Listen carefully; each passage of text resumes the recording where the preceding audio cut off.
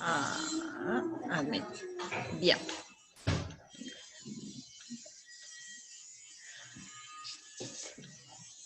Bueno, buenas tardes, bienvenidos a el curso de introducción a la clínica con adolescentes en teoría cognitivo-conductual. Yo soy María Inés Matot, soy la directora de extensión de la Facultad de Ciencias de la Salud.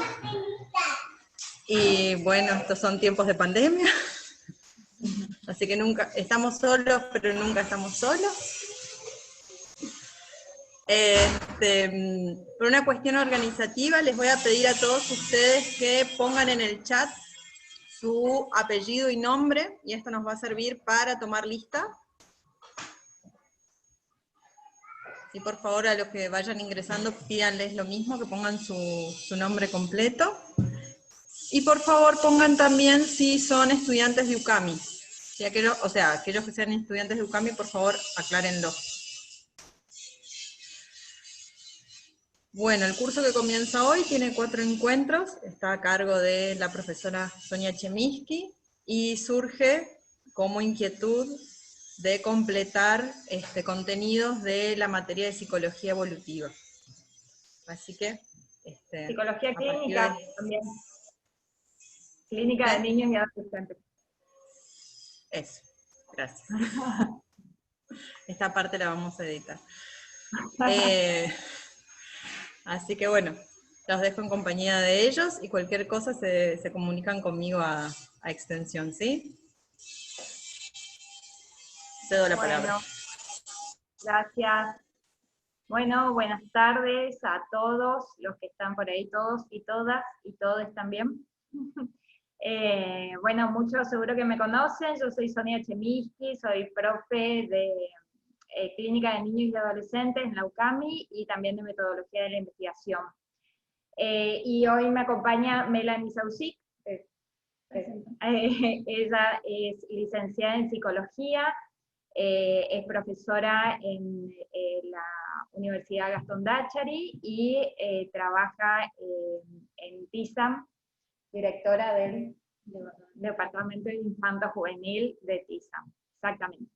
Así que bueno, como les contaba Nina, la intención un poco de este taller es complementar los contenidos de la materia de clínica de niños y adolescentes, que tenemos, esto lo voy a cerrar, que por ahí habitualmente se trabaja mucho con lo que es niños, y nos dejamos un poco de lado a veces a los adolescentes, entonces bueno, surgió como inquietud este taller.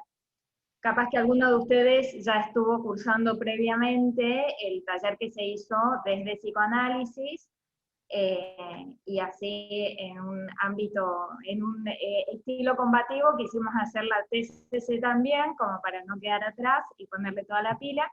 Así que bueno, la intención es compartir con ustedes cuatro encuentros con distintas temáticas.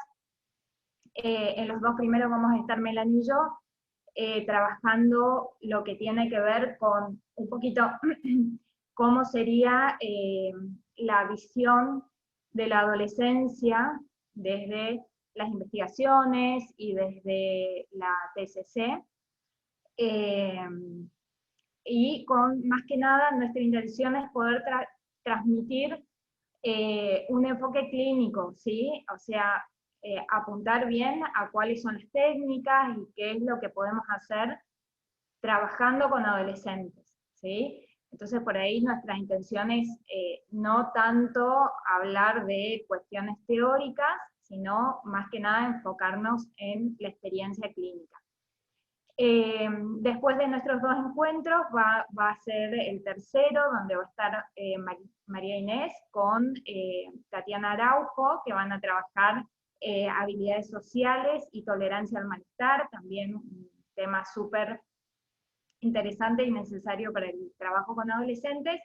Y en el último encuentro va a estar el licenciado Fernando Olivera trabajando con orientación vocacional y proyecto de vida en adolescentes desde la perspectiva de la TCC, así que eso es como súper moderno, actual y recontra copado.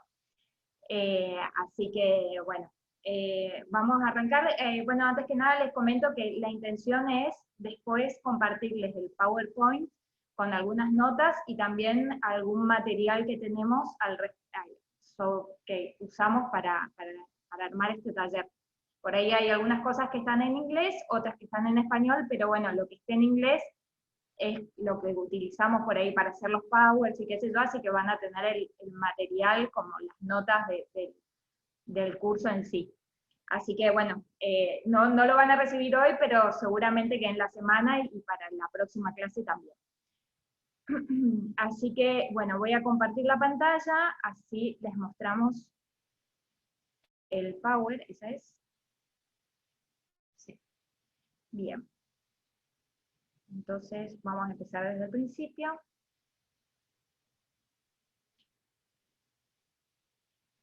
Bueno, no sé si están accediendo. Sí. Súper. Bueno, entonces vamos a comenzar. Yo capaz que cierro esto, ¿no? ¿Oculto? ¿No? Déjame. Ok. Bueno, perfecto. Entonces vamos a ir empezando con esto. A ver cómo movemos la pantalla. Ahí está. Bueno. Van apareciendo. Bueno, antes que nada, nosotros queremos que por ahí tengan un poco en cuenta cuáles son los aportes que la psicología del desarrollo le puede dar a la psicoterapia, ¿sí?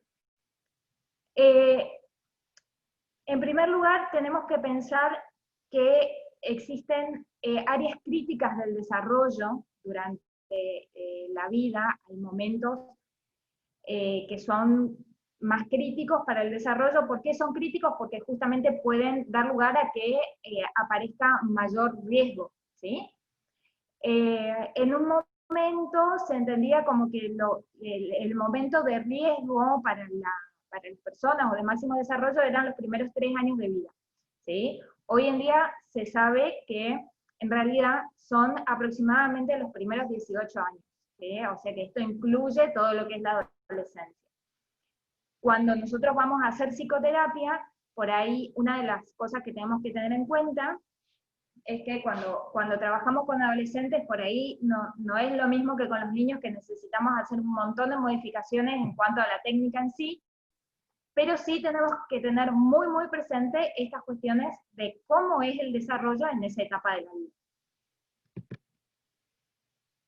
¿Sí? Esto hace que haya en este momento problemas cuya naturaleza o cuya frecuencia es distinta a otros momentos de la vida.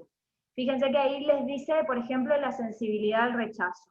Durante la adolescencia, como es un momento donde la persona está empezando a poner en práctica habilidades relacionadas con cómo hacer vínculos con sus pares y cómo relacionarse, valga la redundancia, con gente de su edad y salir un poco del ámbito familiar. En ese momento hay mucha más sensibilidad al rechazo, que si uno lo piensa, compara eso del adolescente con lo que le pasa, por ejemplo, a una persona adulta, uno podría inclusive llegar a pensar que, bueno, que ese adolescente está manifestando sintomatología de ansiedad social. Sin embargo, en la adolescencia, esta sensibilidad al rechazo puede ser algo normativo, es decir, algo del desarrollo. Por eso tenemos que tener muy en cuenta cuando trabajamos con población adolescente, poder más o menos estar sabiendo cómo son estos momentos, ¿sí? Bien, y por último tenemos que tener siempre en cuenta que todo el desarrollo ocurre en una relación transaccional entre la persona, su medio ambiente, ¿sí? Y el comportamiento humano siempre está súper multideterminado, es decir que no podemos decir que hay un factor que sea causa de tal cosa, sino que tenemos distintos factores que están ahí puestos en juego, y a los cuales tenemos que atender. ¿Sí? Bueno, por ahí es muy importante esto que dice Sonia, en el caso de la adolescencia, de por ahí poder comprender un poco en qué consiste la etapa, ya que muchas veces por ahí los mismos padres llegan a consulta desesperados por algunas acciones o reacciones o conductas de sus hijos. Entonces, la importancia de poder comentarles, si hay un libro que se denomina más bien como el síndrome normal de la adolescencia, porque aparecen un montón de conductas que son esperables para esa etapa, así de que por ahí el adolescente no tenga tantas ganas, de que quiera estar un rato encerrado en su pieza, y otros factores, digamos, que si uno no conoce por ahí esta etapa, el desarrollo y las diferentes conductas, se puede llegar a patologizar algo que en realidad es esperable de la misma etapa, ¿no? Entonces, la importancia también de cuando acceden los padres a consulta, poder comentarle también que es un proceso donde van pasando diferentes cambios hormonales, emocionales, físicos, de este adolescente, ¿no? Y que todos esos cambios también producen diferentes conductas esperables en esa etapa.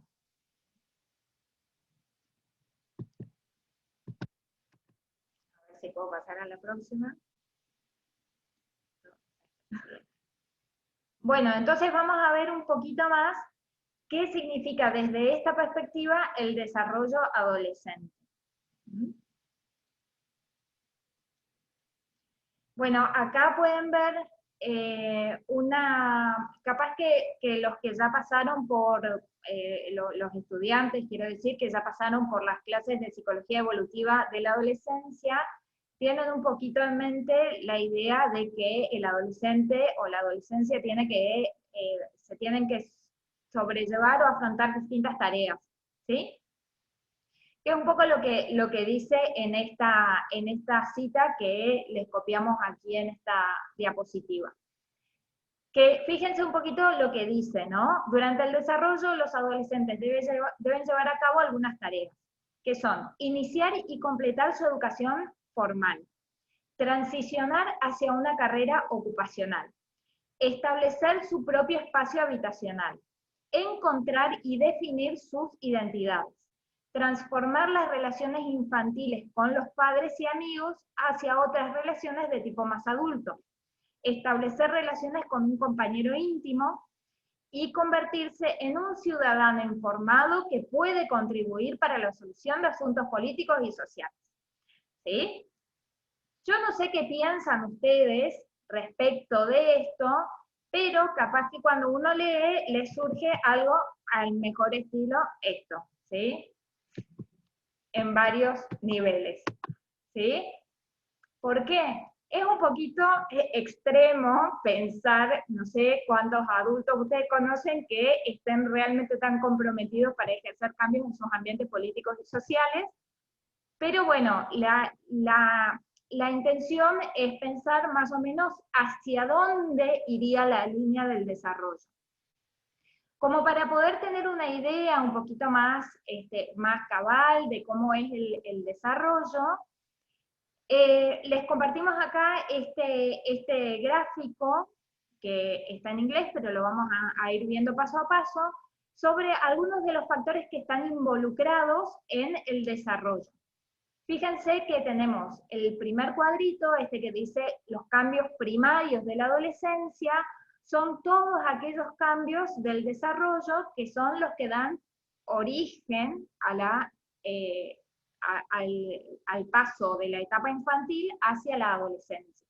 ¿Sí? Esto es como lo que da inicio. Tenemos cambios de tipo biológico, que son los que habitualmente conocemos como la pubertad.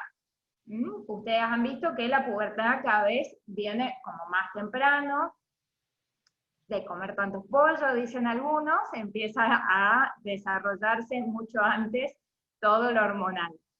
Pero esto implica, por supuesto, un cambio a nivel del cuerpo, a nivel de del comportamiento de la persona. Tenemos también cambios que son psicológicos y cambios a nivel cognitivo. Los que se acuerdan de haber visto las etapas del desarrollo de Piaget, seguramente recordarán que el cambio como más característico es el pasaje hacia un pensamiento lógico formal. Y después también tenemos otros cambios que tienen que ver con aquellos cambios en los roles sociales de la persona, ¿sí? Si piensan en la frase que vimos recién, un poquito está relacionado. Ahora, hacia arriba tenemos un conjunto de contextos donde ocurre ese desarrollo del adolescente, ¿sí? A diferencia por ahí del adulto, que el adulto por ahí ya no está más en proceso de desarrollo, pero tiene estos mismos contextos también, porque no es que uno pasa a la adolescencia y ya no tenés más padres, entonces como que la terapia no se habla del padre si uno tiene pacientes adultos, no, para nada, no siempre trabaja con cuestiones familiares.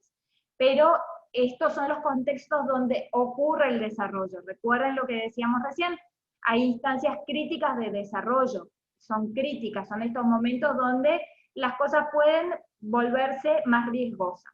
Y están en estos contextos las distintas determinaciones que uno tiene que ir mirando para entender el comportamiento, ¿sí? Los contextos principales son la familia, el grupo de pares, el trabajo y la escuela, ¿sí? Obviamente hay muchos adolescentes que no trabajan, eso es lo ideal.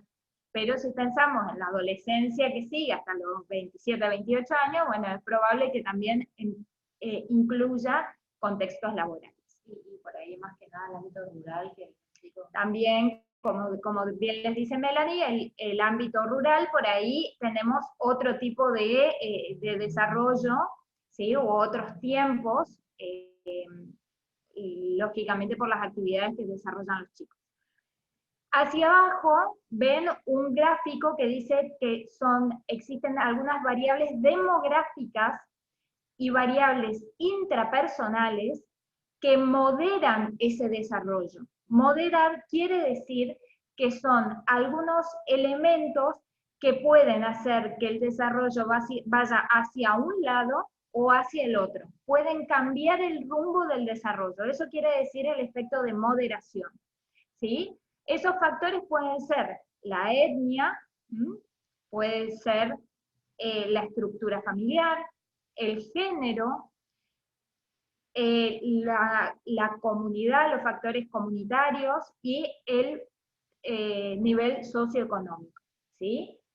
Todo esto es lo que va a dar como resultado, fíjense que acá se ve, no sé si ven mi mouse, pero se ve una línea recta, horizontal, que va desde los cambios primarios de la adolescencia hasta los resultados de la adolescencia, que son los que mencionábamos hoy. Los logros, la autonomía, la identidad, la intimidad y la identidad, el ajuste psicosocial y la sexualidad, todos estos logros tienen una relación directa, o sea, resultan directamente de estos cambios primarios de la adolescencia. Ahora, en el medio tenemos estos factores mediadores, que son todos los contextos, y estos factores moderadores. Entonces, no hay una relación lineal entre ambas cosas, porque en el medio existen otros factores que están puestos en juego, ¿sí? Esto es un poquito lo que quiere decir este gráfico que estamos viendo aquí.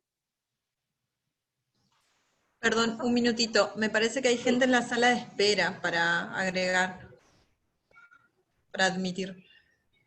Pues como cambié de host, ya no tengo acceso. Ah, ok. Ahí está todo. Bien. Vamos a la siguiente. Ok.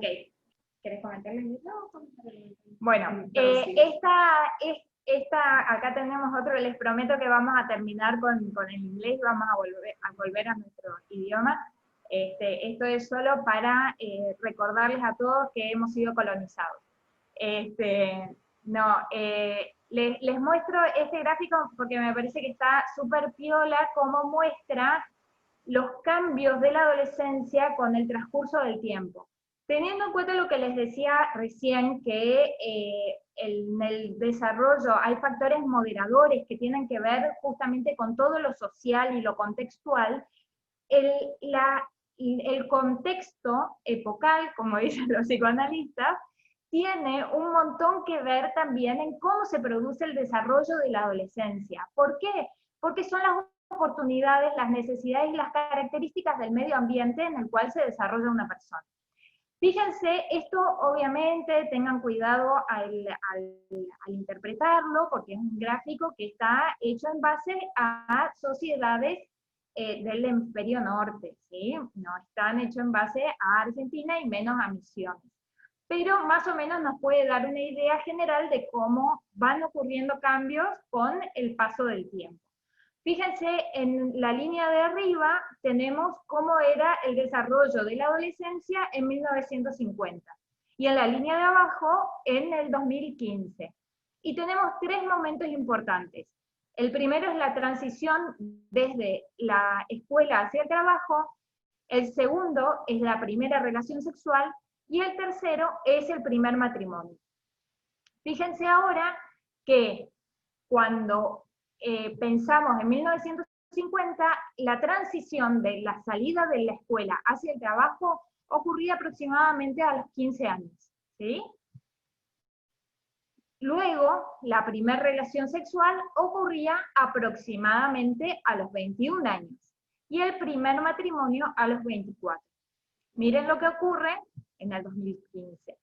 La transición de la escuela al trabajo ocurre a los 21 años aproximadamente, ¿sí? Fíjense lo que implicaría esto. A los 21 años, muchos ya están terminando las carreras universitarias, ¿sí? Fíjense, esto es bastante claro como antes por ahí era necesario, no era tan necesario continuar una formación universitaria, y ahora muchos toman esta elección. Y es muy interesante, que es lo que marca el autor Meus, ver cómo la primera relación sexual se adelantó, acá está ubicada a los 17 años, pero puede suceder antes también. Y fíjense que antes era primera relación sexual, 21 años, matrimonio, primer matrimonio, porque después no hace lo que quiere de su vida, pero era a los 24 años del primer matrimonio. El autor lo que plantea es que desde esta primera relación sexual hasta el matrimonio ocurre un proceso de exploración respecto de lo que es una relación íntima, ¿sí? Fíjense que en 1950 ese tiempo de exploración duraba 3 años. Ahora tenemos desde los 17, que la persona tiene su primera relación, hasta los 29, que se casan por primera vez. O sea que tenemos un poquito de tiempo extra de exploración que pasó de ser de 3 años a 12, ¿sí? Fíjense, obviamente que estos son datos generales, que son cuantitativos, son números que hacen ver una tendencia, ¿sí? O sea que pueden haber personas que se casen antes, o que tengan relaciones después, antes, bueno, hay un montón de cosas, de diferencias individuales. De todas maneras, indican una tendencia que es interesante pensar cómo este concepto que por ahí, del que hablaba Erickson, que es la moratoria social, cómo esa moratoria se va extendiendo y se observa específicamente en algunos hechos propios de la adolescencia, ¿sí? Bien. ¿Querés comentarlo? No, puedo olvidarme. Bueno. A ver qué admito acá. Ok, nos gustaría mostrarles también algunas evidencias científicas. Los que ya me conocen saben que soy medio hinchabola con eso, la evidencia, y por eso les puse este meme acá que me parece muy simpático, la diferencia entre los adolescentes según Netflix y los adolescentes en la vida real, porque muchas veces, si uno se queda con estos discursos que todos escuchamos, aún más en la Facultad de Psicología, que son discursos interpretativos, especulativos, heurísticos, por no decir, pero diciéndolo, psicoanalíticos. Muchas veces estos no son discursos científicos basados en evidencia. ¿Qué quiere decir esto? Que pueden llegar a mostrar una representación de la adolescencia que puede estar totalmente sesgada, ¿sí?, en relación a lo que se ve en el consultorio, lo que aparece, digamos, en el común del día a día. Exactamente.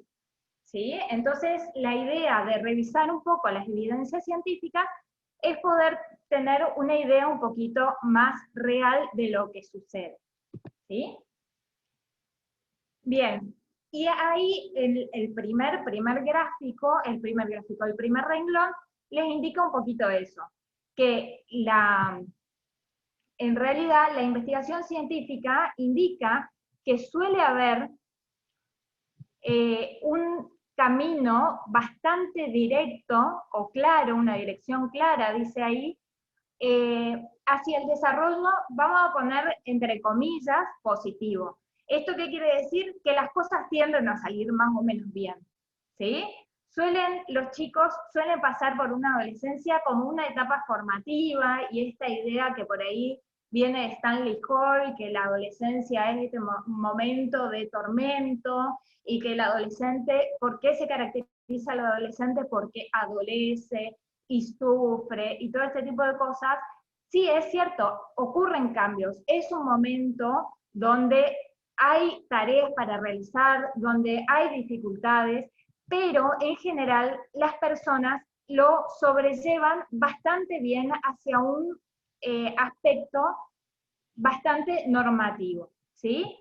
Esto es muy interesante de tener en cuenta para no patologizar la adolescencia, ¿sí? Porque son casos excepcionales los que pueden verse alterados.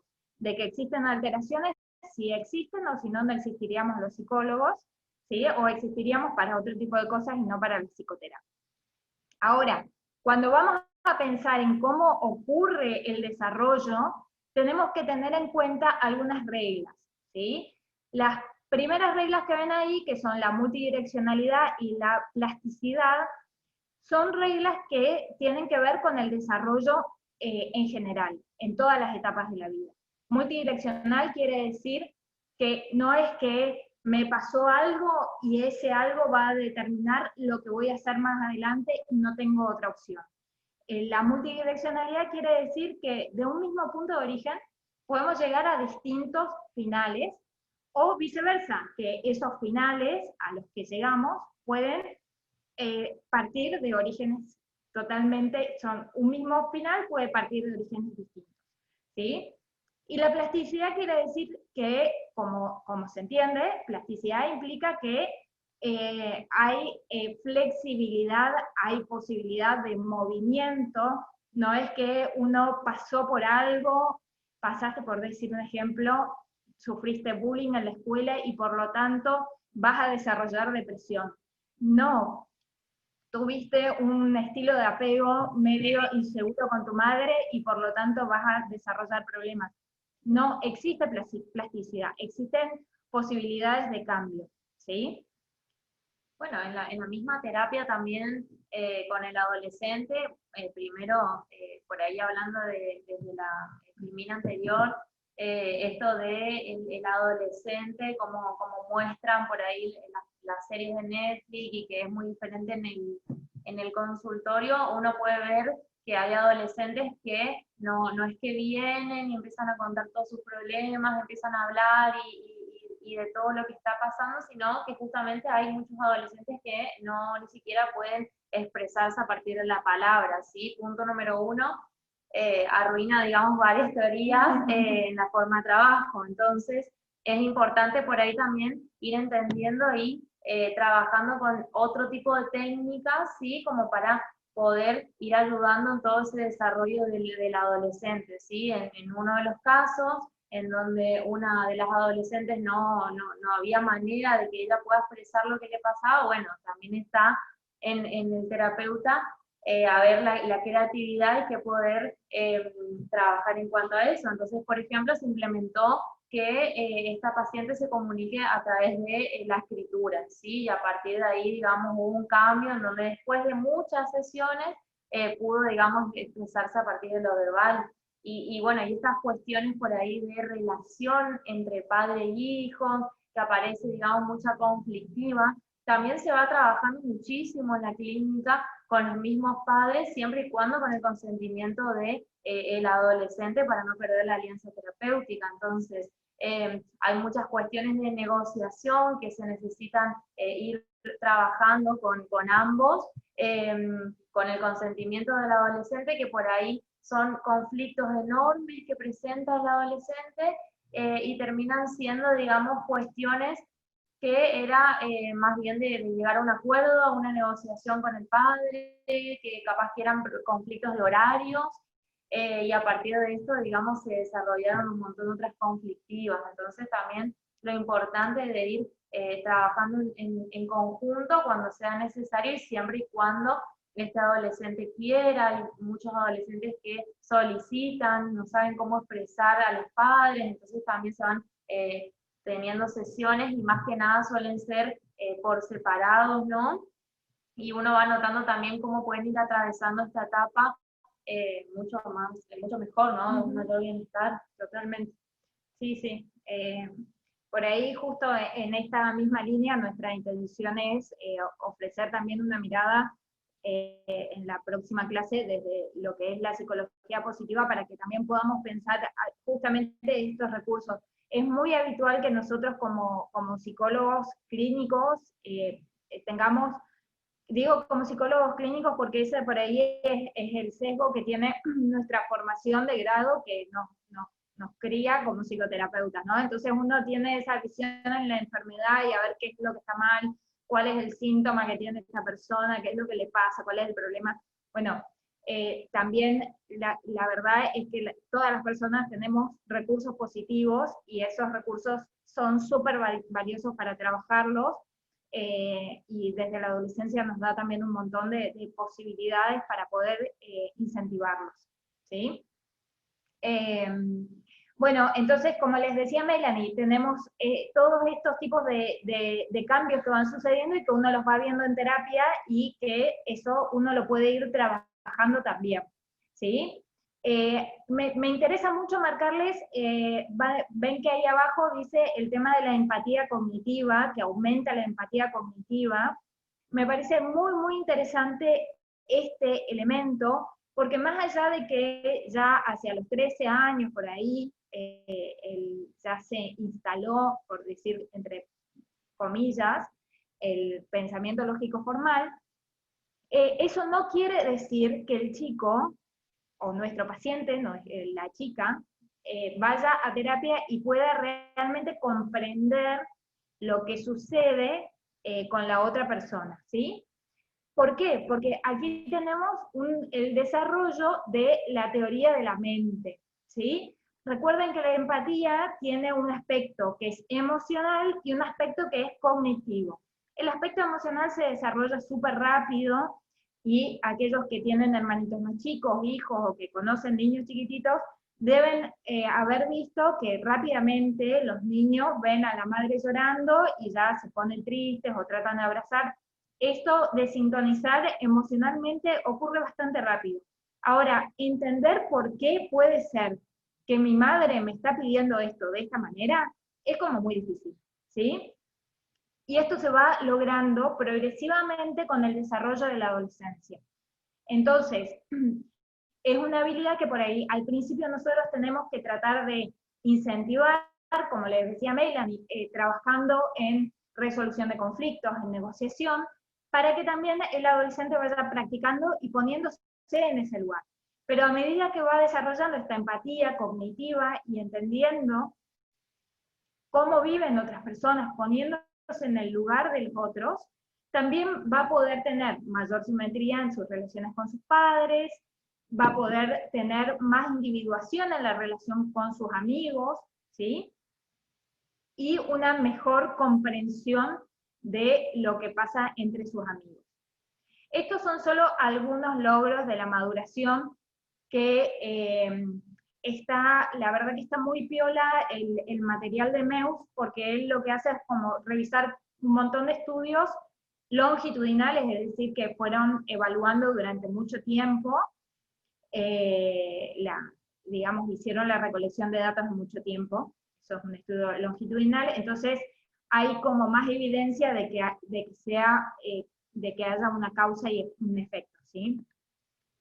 ¿Paso? Bueno, ahora vamos hacia la parte que nos interesa un poco más, ¿sí? Ya salimos de lo que es psicología del desarrollo propiamente dicha, y vamos hacia la parte más terapéutica, ¿sí? Para ver qué es lo que hacemos en terapia cognitivo-comportamental con adolescentes. ¿Arrancó yo? Sí, arrancó.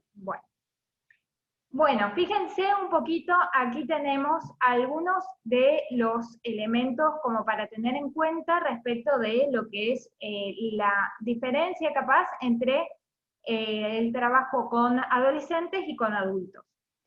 Cuando trabajamos con adolescentes, una de las cosas a las que tenemos que prestar atención, como dice en el primer párrafo que ven ahí, es a cómo se desarrollaron los repertorios comportamentales de el adolescente, ¿sí? Del joven. ¿Por qué? Porque nosotros estamos ante una persona que está todavía estabilizando su identidad, su personalidad, entonces es difícil por ahí, vieron eso, a mí no me gusta mucho esa frase, pero un poco tiene razón, que durante la infancia y la adolescencia los diagnósticos se escriben con lápiz, tiene que ver con esto justamente, con que nosotros nos tenemos que tratar de enfocar más en ver qué está haciendo esta persona, cómo se está comportando y cuáles son los resultados que tiene su comportamiento para poder ofrecer algún tipo de ayuda desde ese lugar, ¿sí?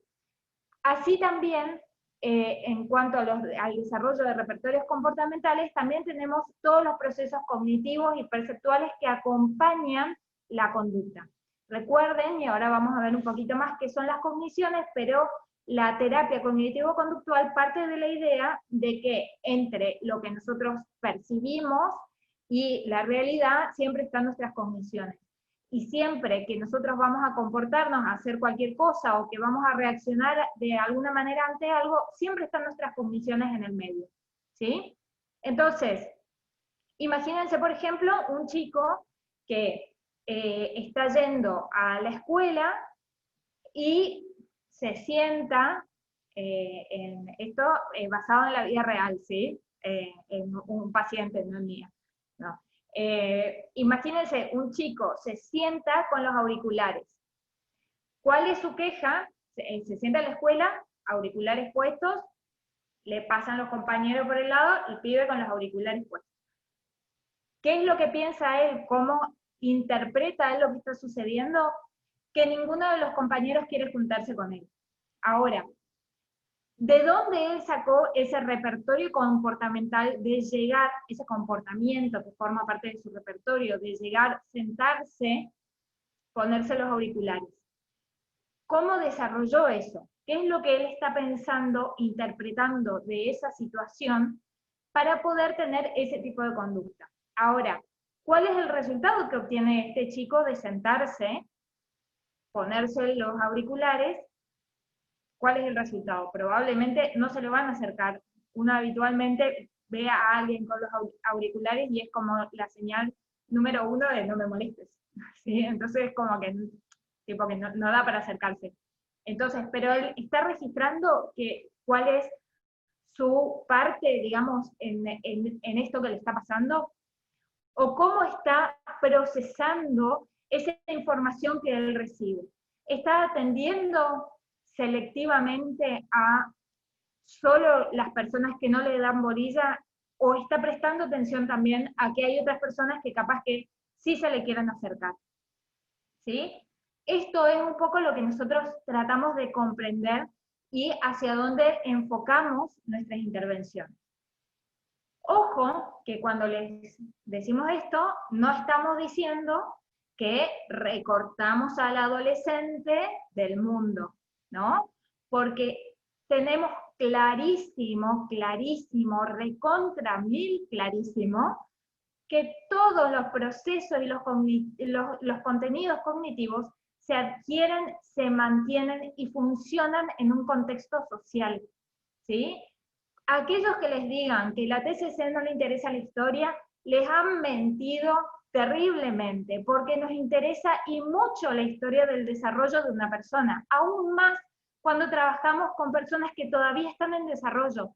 ¿Por qué? Porque esa historia del desarrollo nos da cuenta de cómo esa persona llegó a este repertorio comportamental y cognitivo que tiene en este momento.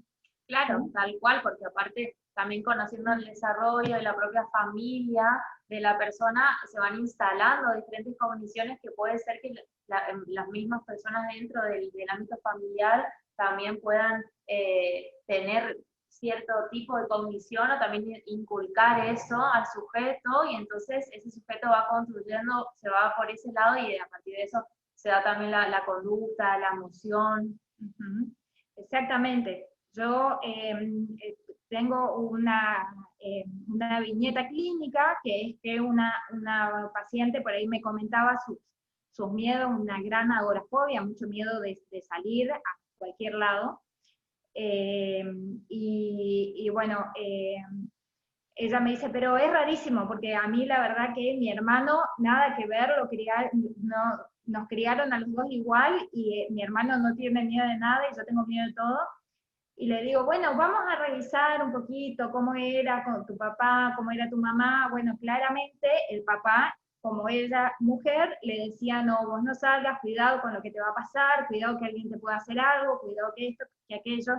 Bueno, y de esa manera se va configurando, o se fue configurando, esta respuesta temerosa de esta persona, ¿sí? Claro, y a partir también de la cognición del pensamiento, antes de la respuesta, de estar pensando de no voy a salir a tal hora porque me va a pasar algo, no voy a cruzar la calle porque seguramente alguien va a aparecer, ¿no? Entonces a partir de ahí se da la cuestión de la conducta de huida, en ese caso, a partir de todas esas cogniciones de esos pensamientos que ya vienen.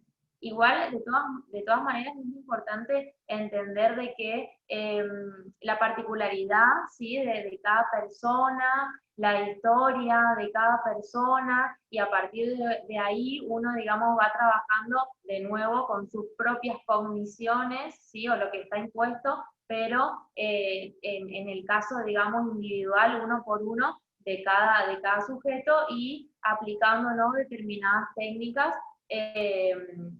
sí corresponde, ¿no? a cada caso, ¿se entiende? No es algo general que hablamos de las cogniciones y que vamos practicando, inculcando en todas las sesiones a todos los pacientes, sino que dependiendo del caso, dependiendo de la particularidad, de qué es lo que aparece también en su conducta, uno va trabajando diferentes cogniciones y diferentes técnicas, ¿sí? Eso es importante por ahí aclararlo, que no se entienda como algo generalizado. Sí, totalmente. Bueno, y ahí abajo ven que dice que es importante atender al ambiente familiar y al grupo de pares. No quiere decir que tenemos que convertirnos en los psicólogos de todos los amigos y de todo, no. Que atender quiere decir prestar atención, a eso refiere esa frasecita, ¿sí? Tenemos que prestar atención, tenemos que incorporar de alguna manera la información. Nosotros, si hay algo que no hacemos, es trabajar solo con la realidad psíquica, ¿sí? Sí, ahora vamos a ver qué son las cogniciones y vamos a ver cómo nos interesa lo que piensa y la realidad psíquica de la persona, pero la realidad psíquica no es la vida completa de alguien, digamos, ¿no? Bien, entonces, vamos a ver lo que les decía recién. ¿Qué entendemos por cogniciones? Acá tienen, fíjense, toda esa lista de cosas son las que nosotros vamos a tratar de indagar y a las que vamos a tratar de entender cómo funcionan en la persona. Los pensamientos, las autodeclaraciones son esas frases que uno dice, ay, pero qué boluda que soy, ¿sí? Perdón por la expresión. Son esas cositas que uno te pasan rápido, pero que vos las pensaste y que son sobre vos mismo, por eso autodeclaración. Las percepciones, cómo yo percibo algo. Las memorias, las valoraciones, ¿esto es importante para mí o no es importante? ¿Esto me gusta? ¿Cómo uno valora eso? Las atribuciones, ¿a quién le pongo la culpa de lo que me está pasando? ¿A quién le atribuyo la responsabilidad por lo que me está sucediendo? No me dan bolilla los chicos de la escuela. ¿Por qué? ¿Por qué no me dan bolilla? Porque yo no sirvo para nada, porque yo soy aburrido, porque son todos unos tarados, ¿sí? Esas son las atribuciones. Las creencias tácitas, cuáles son las cosas que están en nuestro trasfondo, que inclusive a veces ni nos damos cuenta, pero que tienen impacto en nuestro comportamiento.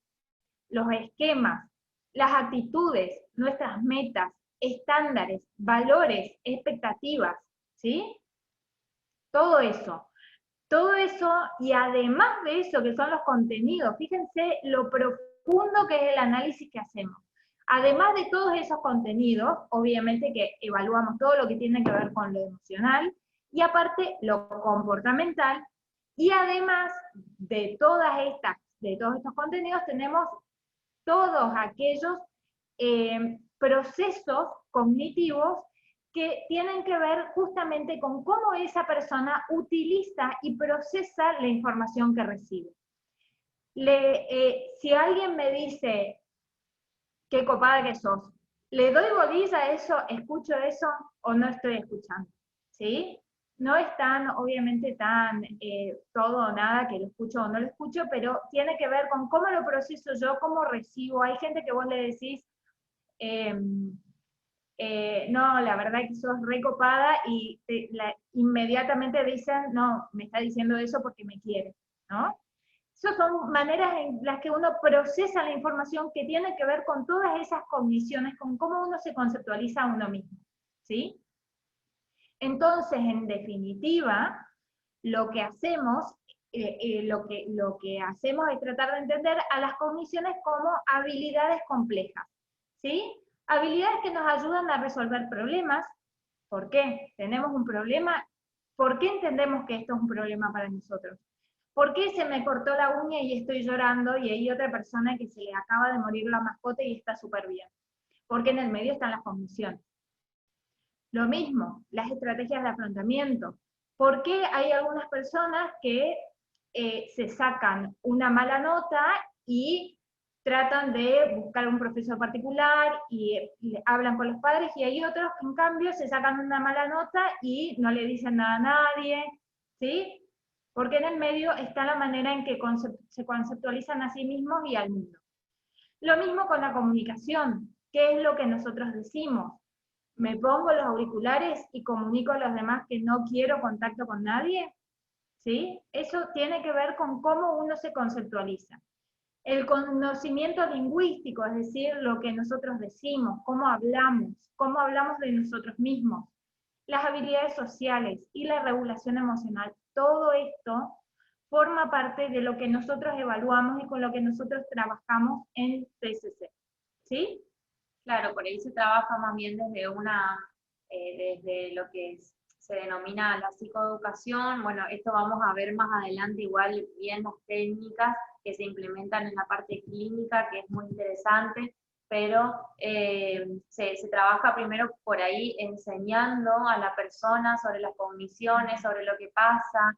De repente yo voy a dar un ejemplo X, y entonces voy dando cuenta a ver si el adolescente se siente identificado, y suele pasar muchísimo, decir, ay, sí, eso me pasó, creí que no iba a aprobar el parcial, y empecé a sentirme que era un tonto, que nunca llego a todas las unidades, y sí, llegué recontra, re nervioso, y no pude hacer nada. Entonces, ¿qué pasa? Y de hecho había estudiado todo, por ejemplo. Entonces, ¿qué pasa? Entre medio, ¿sí?, del evento, de la acción, aparecen todas estas cogniciones que de alguna u otra manera son por ahí más bien irracionales, pero perjudican, digamos, el momento de acción o de conducta o de resolución de algún tipo de evento o problema, ¿sí? Entonces eso es lo que se trata de ir trabajando en la terapia para enseñarle, ¿sí? Ya que esto, digamos, se lleva toda la vida, entonces es sumamente importante que uno también pueda ir manejando estas condiciones y poder ir llevando una resolución de problemas consigo mismo el día de mañana. Esa es la intención también de la terapia, ¿no? El estar constantemente pegado a un terapeuta, a un psicólogo 1000 años, y que por ahí solamente se den muchas intervenciones o psicoeducación, sino que la idea es psicoeducación, pero después yo te brindo las herramientas, sí, y quiero que vos mismo puedas ir solucionando las diferentes cosas que van pasando a lo largo de la vida, ya sea adolescente o más adelante, ¿no? ¿Eso? Sí. Okay. Bueno, por ahí acá comienza un poco más sobre lo que, cómo se estructura la terapia, ¿sí? Desde lo que es TCC, sí es importante porque por ahí uno presenta mucha teoría, pero no aparecen muchos ejemplos de, bueno, ¿qué es lo que hago yo como psicólogo dentro de una sesión, dentro de lo que es la clínica, ¿no? ¿Cómo me organizo? Sí, tengo las herramientas, conozco las etapas del adolescente, sé lo que es esperable, sé lo que por ahí no es tanto, pero ¿cómo me manejo? ¿Sí? ¿De qué se trata la TCC? ¿Sí? Se habla justamente de un procedimiento que es activo, colaborativo, directivo, que ahora vamos a ir conversando por ahí un poco bien qué significa el ser directivo, ¿sí? Estructurado, orientado a los problemas, estratégico y de tiempo limitado, ¿sí? La terapia dentro de lo que es TCC va desde los 30 a los 45 minutos, una hora aproximadamente, dependiendo de las sesiones, esto va variando, ¿sí? Según también el trabajo, según lo que va surgiendo en la propia sesión, ¿no es cierto? Bueno, por procedimiento activo queremos decir que esto no es que me voy a sentar y voy a hablar y chin, mágicamente la situación se resuelve. No, ni para el terapeuta ni para el paciente. Activo quiere decir que hay que hacer cosas, ¿sí? Hacer cosas quiere decir experimentar, hacer tareas, poner a prueba las habilidades que uno va aprendiendo en el proceso terapéutico. Claro, implica, digamos, en que ambos puedan ir trabajando en el proceso de la terapia, ¿sí? No es que yo brindo todas las herramientas, sino que yo quiero y necesito que ese paciente también sienta un compromiso al momento de realizar o al momento de que va trabajando sobre sus propios problemas, ¿sí? Si no, es como muy fácil de contar y sentirse mal y un montón de cosas, pero es necesario esa activación, que por ahí también se denomina activación conductual, y se trabaja entre ambos. Exactamente. Por bueno, eso, colaborativo va de lo mismo. Va lo mismo, exactamente. Por ahí, si uno le presta atención a cómo somos los terapeutas TCC y ve terapeutas de otras corrientes, seguramente que eso de ser activo se nota muy fácilmente, porque los terapeutas TCC solemos ser, vamos, súper, recontra reforzamos, versus otros tipos de terapia que por ahí no tienen este estilo activo, ¿sí? Colaborativo, como les decía Melanie, tiene que ver con eso. Trabajamos juntos, ¿sí? El paciente viene a trabajar con nosotros y nosotros trabajamos con el paciente, trabajamos juntos para lograr esos objetivos que tenemos. Los objetivos son pensados por el paciente y son pensados por nosotros, ¿sí? Cuando decimos que es directivo, ojo con esto, porque a veces se escucha directivo y hay mucha gente que dice, no, porque esos que son redirectivos le quieren manipular la vida al paciente. Nada que ver, que sea directivo quiere decir, fíjense lo sencillo que es, directivo quiere decir que tiene una dirección, vamos hacia un rumbo, queremos ir hacia un lugar. ¿Hacia qué lugar? Hacia el lugar donde están nuestras metas y nuestros objetivos, que no son tan locos, no es que nosotros queremos insertar a la persona en el mundo actual y todo ese tipo de cosas capitalistas, neoliberal, que nada que ver, tratamos de pensar con la persona ¿cuáles son los objetivos? ¿Qué es lo que vos querés? ¿Para qué estás viniendo? ¿Qué esperás lograr de esto? Bueno, y ahora vamos en esa dirección, nos dirigimos hacia allá. Claro, por ahí lo que suele pasar en mi adolescente de 12, 13 años es que vienen, digamos, con algunas cuestiones en donde uno va generando también diferentes objetivos para ir trabajando, y empiezan a pasar sesiones y sesiones en donde viene el adolescente y te empieza a hablar de el objeto que está en el escritorio, digamos. Entonces, ¿qué pasa? Sí, está perfecto. Hay sesiones en donde justamente uno va a permitir que el paciente se pueda explayar, y ahora después vamos a ver más adelante de que hay diferentes situaciones que van pasando y que por ahí no venía primeramente el paciente por eso. Entonces uno va teniendo en cuenta el contexto y las cosas que va trayendo, pero tampoco el permitir que el propio paciente dirija toda la sesión. Entonces ahí es donde se pierde esa dirección y ese objetivo que yo quiero ir trabajando para que el propio paciente después pueda responder o ir solucionando sus propios conflictos, digamos. Entonces, en eso por ahí se basa, ¿sí? Cuando se habla por ahí de estructura, tiene que ver con que la TCC tiene diferentes momentos de trabajo, sí, pero también siempre y cuando no se habla de que en todas las sesiones se van a dar esos mismos momentos, sino que uno va trabajando siempre y cuando hacia una dirección. Exactamente. Es orientado a problemas también, porque no nos vamos a poner a hacer un análisis, como les decía hoy Melanie, no vamos a ponernos a ver qué podemos pensar de la vida, del universo y de todo lo demás. Tratamos de enfocarnos a los problemas. ¿Por qué? Porque, como también les decía hoy Melanie, la intención es que el paciente eventualmente se vaya, ¿sí? Esta es una terapia, por ellos va a sonar medio culero lo que voy a decir, pero nuestros pacientes no nos tienen que asegurar la cuota del gimnasio, ¿sí? No es que yo digo, uy, tengo un paciente más, lo voy a tener todo este año. Lo mantengo, digamos. Claro, no lo tengo que mantener por una cuestión económica. Y ojo que eso pasa, todo bien que queda grabado, pero es cierto, sucede mucho, que uno tiene que pagar al terapeuta hasta cuando uno se va de vacaciones, ocurre en la vida real.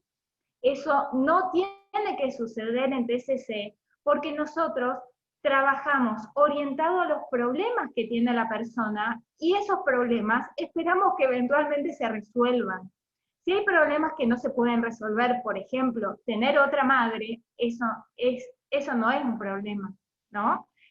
Si queremos tener otra madre, y bueno, reformulemos el problema para ver qué podemos hacer, cómo podemos mejorar el vínculo, y que ese sea nuestro objetivo, porque el objetivo de tener otra madre no es un objetivo viable para una terapia, ¿sí?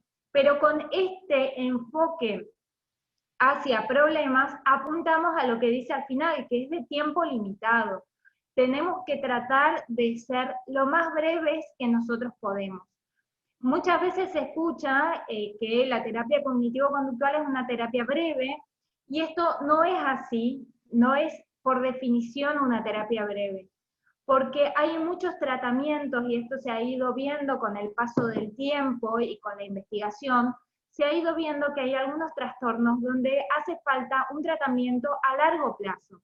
Por ejemplo, en los trastornos de la personalidad, ¿sí? Una persona con un trastorno límite de la personalidad no lo vamos a restablecer en 8 sesiones, pero ni ahí, no hay forma, ¿sí? Es muy, muy difícil, y no es que es muy difícil, es imposible. Está demostrado por las investigaciones que hace falta un tratamiento más extenso. Claro, y aparte interdisciplinario en muchos casos. Con un montón de otros componentes, etc. Entonces, pero sí es limitado, porque no nos vamos a pasar la vida tratando de esto, que por ahí inclusive hay un libro o un artículo que es análisis terminable o interminable. No tenemos que pensar que va a ser interminable, o sea, ahí la pregunta es, ¿terminable o interminable? Terminable, listo, ¿sí? Claro, y por ahí también me suena esto, ¿no? De pensar en la ética, ¿sí? Del profesional y en el decir, bueno, a ver, si no está avanzando el tratamiento o si la persona tal vez hay algún tipo de resistencia, dependiendo del trastorno, bueno, yo también lo que puedo ofrecer es derivar el caso, ¿se entiende? Sí, sugerirle, plantearle, ¿te gustaría empezar alguna otra terapia? ¿Te gustaría empezar con algún otro profesional? O también se pueden realizar, dependiendo, por esto se realiza más en las personas que son más adultas, de hacer un corte, ¿sí? Y no verla tal vez todas las semanas, sino cada 15 días y ver cómo va funcionando. Porque a veces, como dice Sonia, los tratamientos son un poco extensos y entonces uno tiene que ir controlando que no se pierda ese vínculo, ¿sí? Con el terapeuta, porque donde se pierde, digamos, ya no está sirviendo la terapia. Entonces también, en cuanto a ética, decir, bueno, tal vez el paciente o necesita tener un tiempo o necesito derivar a otro profesional, ¿sí? Para que esto siga avanzando, ¿sí? Entonces, por ese lado también el pensar en que no sea interminable y que por ahí tiene que ver con lo propio de la persona, del paciente hacia el profesional, ¿sí? Y es necesario una derivación. Totalmente. Y lo último que dice ahí abajo es que la TCC está basada en una formulación cognitiva comportamental de los factores que mantienen las dificultades individuales. A mí esto me encanta porque de alguna manera lo que hace es marcar bien la diferencia de este tipo de intervenciones en relación a otras que son orientadas a la causa, ¿sí? Acá nosotros, fíjense, son los factores mantenedores. ¿Qué hace que hoy en día yo tenga esta ansiedad? ¿Por qué se mantiene? ¿Qué está pasando en el contexto que hace que mi ansiedad se mantenga? ¿Por qué la sigo teniendo? Puede ser que haya surgido, sí, tal vez surgió porque no sé, un día me entraron a robar, ¿sí? Puede ser que haya surgido por eso y ahora tengo miedo de que me entren a robar todo el tiempo. Pero, a ver, ¿qué está manteniendo eso? Porque ¿para qué me sirve eso a mí? Claro, porque en el caso, por ejemplo, de decir, bueno, descubrimos que esta ansiedad aparece porque entraron a robar a tu casa. Perfecto. ¿Y ahí? Claro. ¿Sí? ¿Qué hago con eso? Terminó tu ¿Cómo? terapia. ¿Se entiende?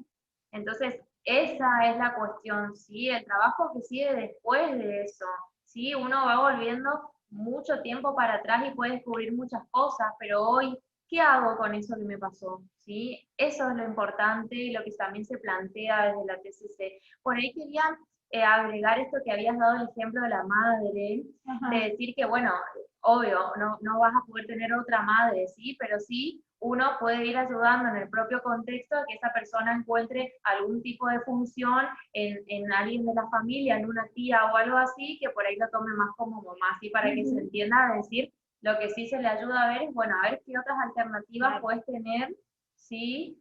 Respecto a esta problemática que está surgiendo. Totalmente. En la fichita que después les voy a compartir van a ver que respecto de esta cuestión de la causa, les puse un ejemplo que es el ejemplo de si alguno de ustedes se contagia de COVID. Espero que no les suceda. Pero imagínense que si alguno de ustedes se contagia de COVID y esperan que saber quién haya sido el contacto estrecho que los contagió, es decir, la causa de su contagio, les resuelva el problema. Pues no, no esperen que eso vaya a suceder. Pueden saber perfectamente quién fue quien los contagió, pero eso no va a resolver la enfermedad. De la misma manera, los problemas no se resuelven sabiendo qué es lo que los originó. Esto no quiere decir que no sea importante conocer el origen, porque por supuesto que es importante. Es re importante saber que una persona es ansiosa porque un día le entraron a robar, porque eso nos va a dar un montón de información y podemos trabajar con las cogniciones y todas esas conductas que quedaron facilitadas desde ese momento. Pero no podemos volver el tiempo atrás y hacer que nunca te hayan entrado a robar. Ya está, ya te entraron a robar, ¿sí? Y si, como dice Melanie, ok, lo sabemos, súper, ¿qué hacemos ahora? Porque les va a pasar eso. La persona va a decir, Yo sé, y sobre todo con personas que son muy cerebrales, que tienden a pensar mucho, van a llegar al consultorio, los adolescentes intelectualizadores les van a llegar con todas las causas habidas y por haber, porque se las resaben, ¿eh? Se pasan pensando, pensando, pensando, entonces llegan al consultorio y te dicen, no, porque a mí me pasa esto, porque esto, porque esto, porque esto. Entonces vos decís, listo, ¿qué hago con mi terapia? Me voy, saco el título y lo tiro a la basura, ¿sí? La causa no sirve de nada, tenemos que saber qué hacer a partir de eso, ¿bien? Bueno, vamos entonces a ver cuáles Hay son... una pregunta en el chat. Hay una pregunta en el chat, a ver si puedo ver.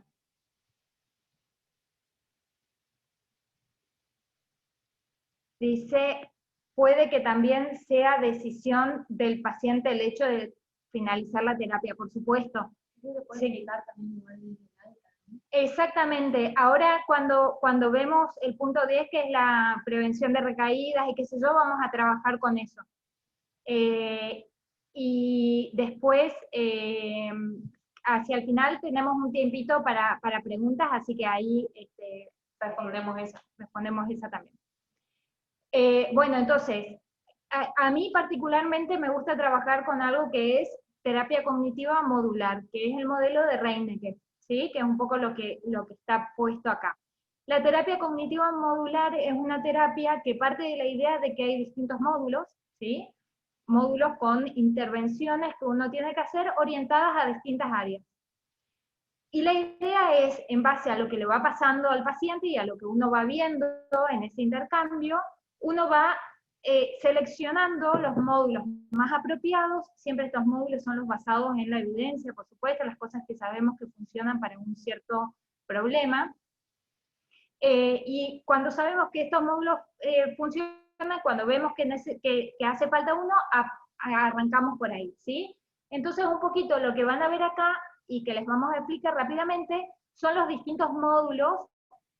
La clase que viene vamos a enfocarnos bien en las intervenciones puntuales, ¿sí? Algunas así bien concretas de cómo trabajar, no sé, la flecha descendente, los experimentos conductuales, todo ese tipo de cosas, pero ahora vamos a los módulos más generales. Vamos bien, sí. Bueno, entonces, en primer lugar, arrancamos siempre, lo que dice en el punto 1, es la parte de diagnóstico, donde uno hace un proceso también de admisión. Les quiero comentarles para todos aquellos que están ahí escuchando, que el hecho de que alguien vaya a hacer una consulta con un psicólogo, no quiere decir, más allá de que uno necesite la plata, les voy diciendo, medio duramente, pero es así, que alguien consulte no quiere decir que necesariamente vamos a iniciar un proceso psicoterapéutico, ¿sí? Porque puede suceder que alguien consulta y nosotros evaluamos y no hace falta iniciar un proceso terapéutico, porque una consulta es una consulta, ¿ok? Tenemos que tener muy en claro eso, porque los profesionales somos nosotros. Ahora, después puede suceder que la persona que un padre quiera responsabilizar a algún hijo de sus problemas, y entonces vos le decís, mira, el pibe no necesita nada, y el padre va a otro terapeuta, y otro terapeuta con una ética cuestionable.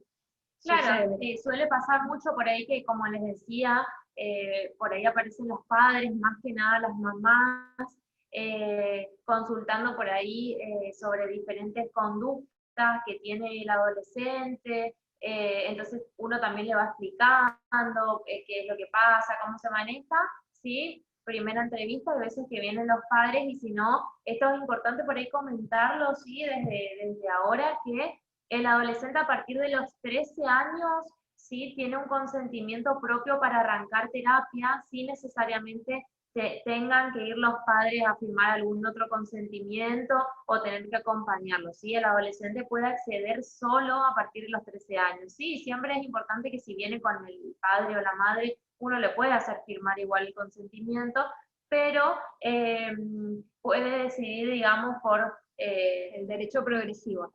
tal cual. Entonces, En este caso, por ahí que les cuento, viene la madre a comentar, digamos, que estaba un poco preocupada porque por ahí no le gustaba cómo reaccionaba la hija o no la veía muy bien, ¿sí? Era una cuestión, un motivo de consulta que tampoco había alguna cuestión muy grave ni nada de eso. Entonces, bueno, ¿qué fue lo que pasó? A la semana siguiente viene la adolescente, ¿sí? De 13 años, en donde bien, sumamente simpática, yo le comienzo uno por ahí cuando el adolescente no empieza a hablar, uno le comienza a preguntar, bueno, ¿cuántos años tenés? ¿A qué colegio vas? ¿Cómo te está yendo en la cuarentena? Así, como que por ahí va tirando algunas cuestiones como para romper un poco, ¿no? A veces cuando tienen mucha tensión.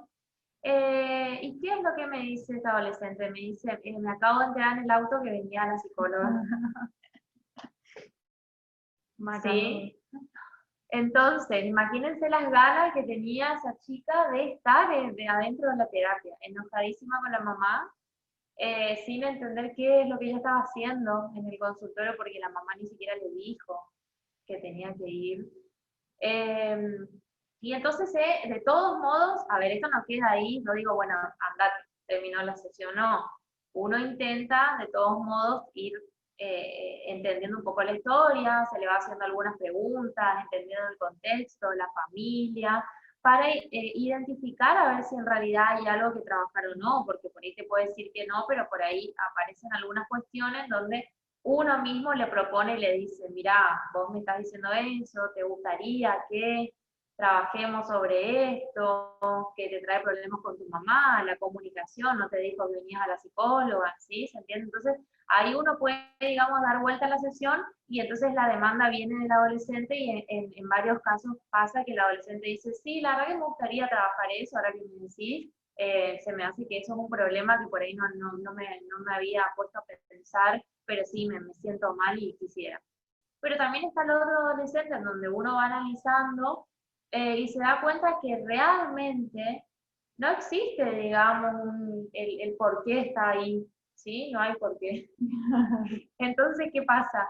No voy a estar sosteniendo, obligando a, o sea, si hay algo que no se permite desde la TCC es obligar a un paciente a que acceda a la terapia, porque realmente es lo que yo le digo, ¿sí? Y eso sí de manera directa al paciente, estás perdiendo plata y estás perdiendo tiempo, ¿sí? Entonces, eso no, digamos, no nos lleva a ningún lado, ni a vos ni a mí, porque ese tiempo lo puedo estar dando otra sesión con otro paciente que realmente quiere hacerlo. Entonces, una vez que uno va analizando si es necesario o no, si realmente necesita, lo que pasó en este caso fue que yo le hice pasar después a la mamá y le comenté, mira, tu hija, digamos, no presenta nada en especial, realmente eran cuestiones de desarrollo adolescente. Esta mamá era una mamá como un poco sobreprotectora y ella se quería anticipar por las dudas, digamos, por las dudas que vaya a terapia, otra de las cosas. ¿Sí? El ir a terapia por ir realmente lleva No a es un generar... curso de inglés, no es ir a Claro. hacer inglés, uno aprende, anda a aprender estrategias de afrontamiento, no funciona de esa manera. No, lo que termina pasando es que les agarra una bronca el terapeuta, el propio terapeuta tampoco sabe cuál es el objetivo, porque viene, digamos, entonces que eso estuvo pasando mucho, ahora después comentamos un poco en la cuarentena con los niños, no había escuela, no había guardería, ¿sí? ¿De dónde venían? Todos venían a la psicóloga. Sin por ahí algún problema en particular.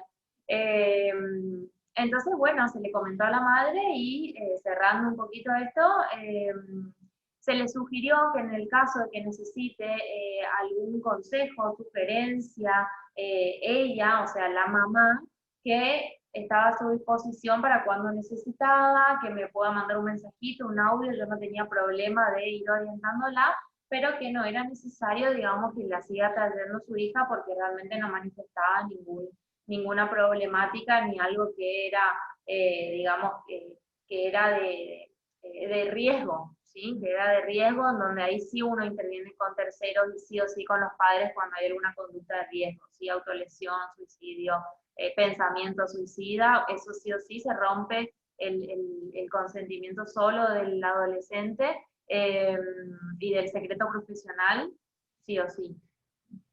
Claro. Es muy, muy importante lo que dice Melanie, porque efectivamente uno tiene que evaluar ese tipo de cosas, ¿sí? O si no, estamos ofreciendo otro tipo de servicio probablemente. Bien, entonces, pero cuando recolectamos los datos, tenemos que prestar atención a los aspectos subjetivos, es decir, información que nos provee la persona, y también la TCC utiliza mucho los datos objetivos, es decir, escalas, ¿sí? O algún tipo de prueba. No me van a venir con las pruebas proyectivas y le tomé un desiderativo, porque eso es mandar fruta, ¿sí? Todo bien si lo quieren hacer, como para que me dibuje la casita y vemos qué onda, pero las pruebas proyectivas no tienen la misma eh, fundamentación epistemológica, ¿sí? Entonces están haciendo una melange de cosas que probablemente no se mezclan, ¿bien? Pero la idea es tratar de obtener datos objetivos también. ¿Para qué? Para ver, tener una idea un poquito más clara, y también porque a veces estas escalas nos permiten ver si, por ejemplo, si les tomamos por decirle una súper común, la escala de Hamilton de depresión, nosotros podemos administrar eso al principio y ver si la persona con el paso de las sesiones disminuyó el puntaje en la escala de Hamilton. ¿Sí? Eso nos provee a nosotros y también a la persona, porque hay veces que la persona no se da cuenta de los cambios que están pasando en su vida, ¿sí? Porque está como muy metido ahí, y el proceso terapéutico, yo hoy a la mañana le decía a una paciente, fíjate todo el esfuerzo, esto que está pasando, que vos hiciste, que ahora venís sola, todo esto sos vos que te estás esforzando, que venís, que haces. ¿Por qué? Porque capaz que no se da cuenta y está ahí, no, no voy a salir de esto nunca, no voy a poder mejorar. Entonces también tenemos que reforzarle, y por ahí estas escalas nos proveen esa información, aparte de ayudarnos a hacer un mejor diagnóstico. Claro, por ahí en esta escala tiene diferentes ítems como para ir señalando cómo me voy sintiendo, qué es lo que me pasa, que a veces el mismo adolescente no sabe manifestar, ¿sí? Te dice no tengo ganas, me siento angustiada, sola estoy llorando, ¿sí? Y por ahí se queda ahí. Entonces, esa escala te va permitiendo que vaya marcando a ver qué le pasa, cómo se siente, si realmente no tiene ganas de nada, si no quiere ver a ninguna persona, hay un montón de cosas. Y además de por ahí llegar a una posible conclusión a partir de eso, ese instrumento también se utiliza, por ejemplo, para tratar las cogniciones, ¿sí? ¿Por qué pensás que todo el mundo te odia? ¿Sí? Por ejemplo, dice, pienso que todo el mundo me odia, justo marcó ese. Entonces, en otra sesión yo puedo utilizar esa herramienta y decir, ¿por qué pensás que todo el mundo te odia? ¿Realmente todo el mundo te odia? Y ahí voy empezando a trabajar estas cogniciones o estas creencias por ahí irracionales que están haciendo que el paciente se siente como se siente. Exactamente.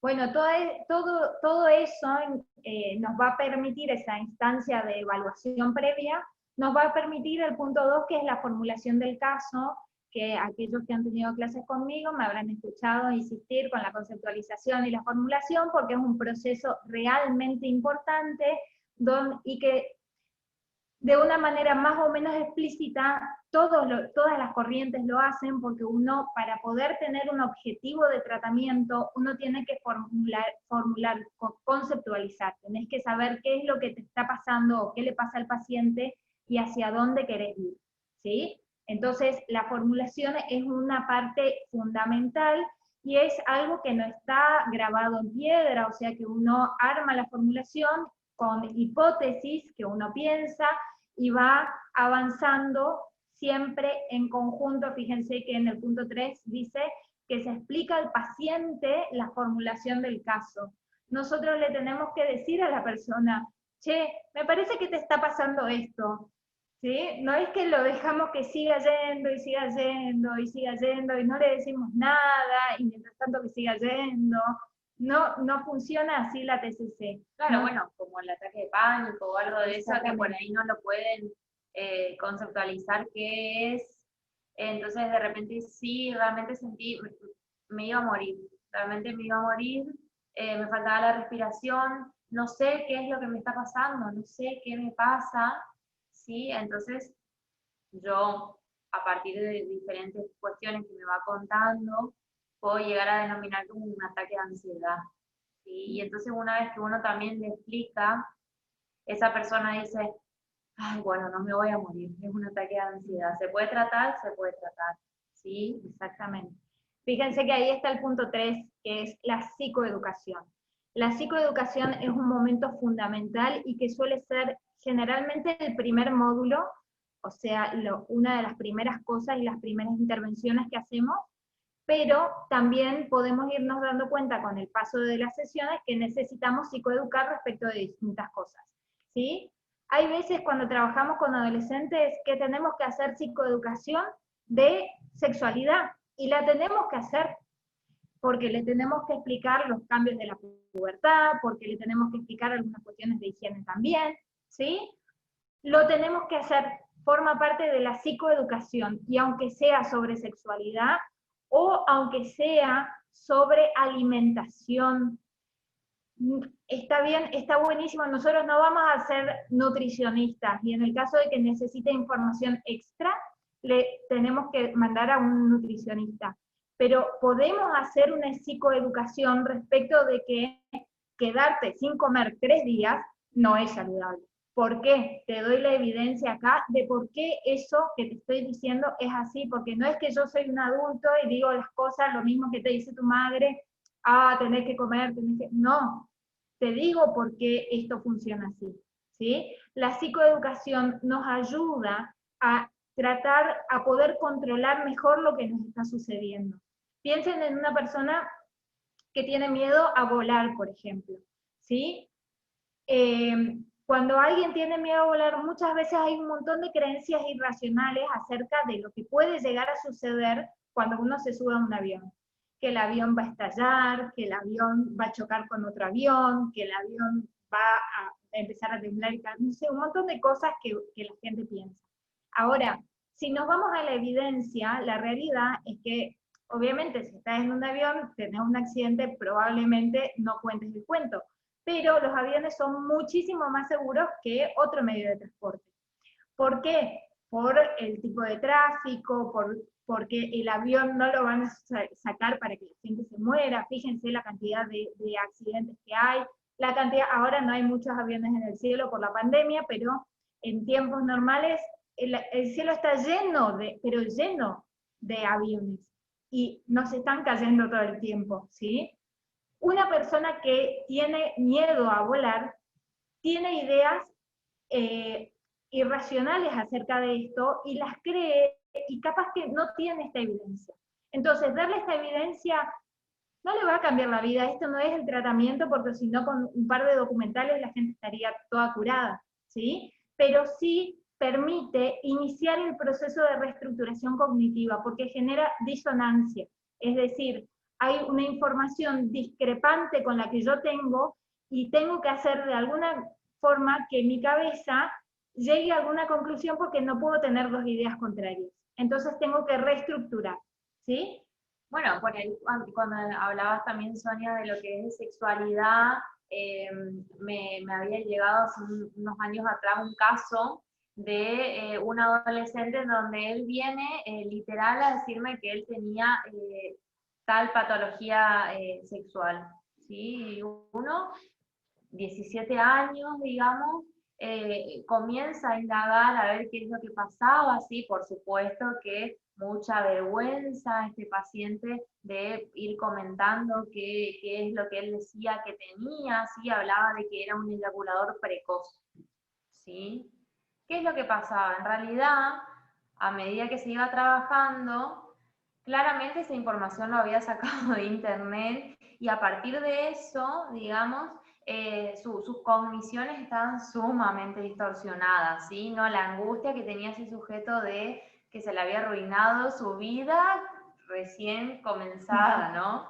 ¿Qué fue lo que pasó? Bueno, justamente era erróneo, ¿sí? Vino con un diagnóstico totalmente errado, ¿sí? ¿Y qué era lo que faltaba? Educación sexual, ¿sí? ESI. No lo dio en la escuela, no lo dieron en el colegio, entonces uno desde la psicoeducación lo tiene que dar, ¿sí? A partir de eso fueron desapareciendo un montón de conflictos, ¿sí? Que era justamente por la falta de información, ¿se entiende? Pero este paciente venía con una angustia, digamos, realmente ya queriéndose morir, y no tenía nada que ver con la consulta. Bueno, otro, dentro de lo que es psicoeducación, un elemento muy, muy importante que tenemos que enseñar es lo que le llamamos la socialización del modelo, ¿sí? Acá no existe la magia y la falacia de la autoridad de que vos sabés porque sabés, yo lo que sé sobre cómo funciona la mente te lo comparto. ¿Sí? Yo entiendo que la mente funciona así, no porque yo entiendo, sino porque soy psicóloga cognitivo-conductual, lo entiendo de esta manera. Bueno, te comparto esto para que hablemos el mismo idioma y veamos cómo podemos trabajar juntos hacia ese lugar. Muchas veces, fíjense que en el punto 4 habla de identificación de todo lo que tiene que ver con los pensamientos, las emociones. Muchas veces, y esto es por el desarrollo también, los menores tienen dificultades para diferenciar pensamientos, los adultos también, ojo, pero diferenciar pensamiento de emoción. Entonces vos le pedís que te diga qué pensó y te dice, pensé que estaba triste. ¿Mm? Pensar que está bien, uno se puede sentir triste y decir, pucha, estoy triste, ¿no? Pero cuando tenemos que identificar el pensamiento de decir, seguro que me va a salir re mal el examen de metodología de la investigación, entonces me puse triste, ahí tenemos que ayudar a la persona a identificar eso, porque para que si puede identificar eso, va a poder desarrollar mejor las tareas terapéuticas.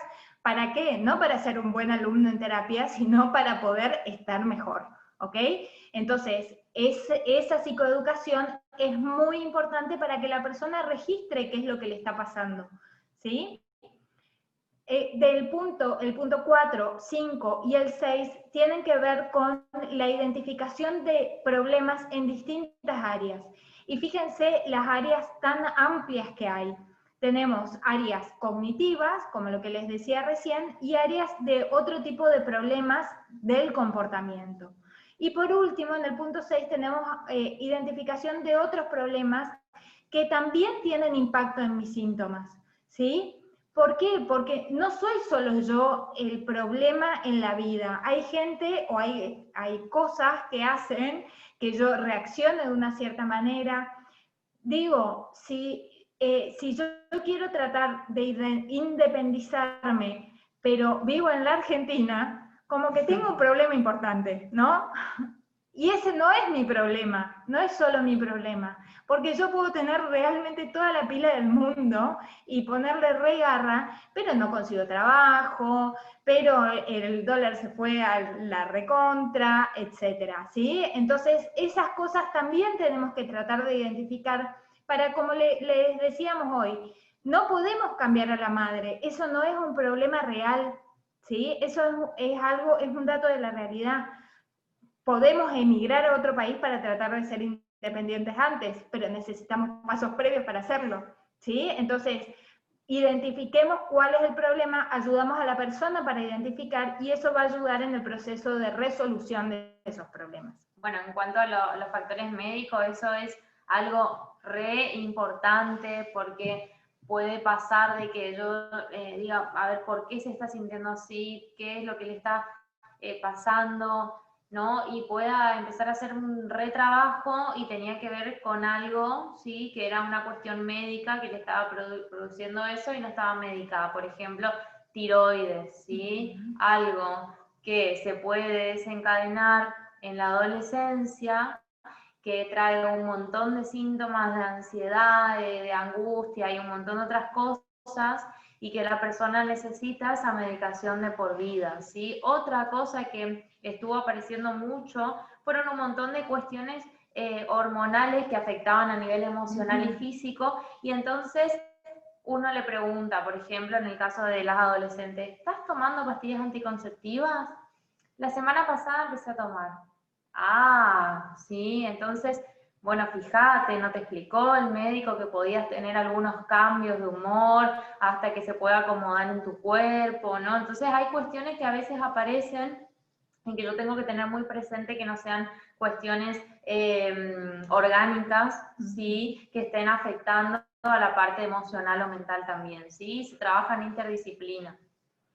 Bien, después tenemos el punto 7, que lo vamos a ir viendo, eso lo dejamos para la clase que viene, que son las intervenciones específicas para las necesidades del adolescente con el que estamos trabajando. Tenemos intervenciones cognitivas, intervenciones conductuales, ¿sí? Que van apuntando a distintas áreas específicas.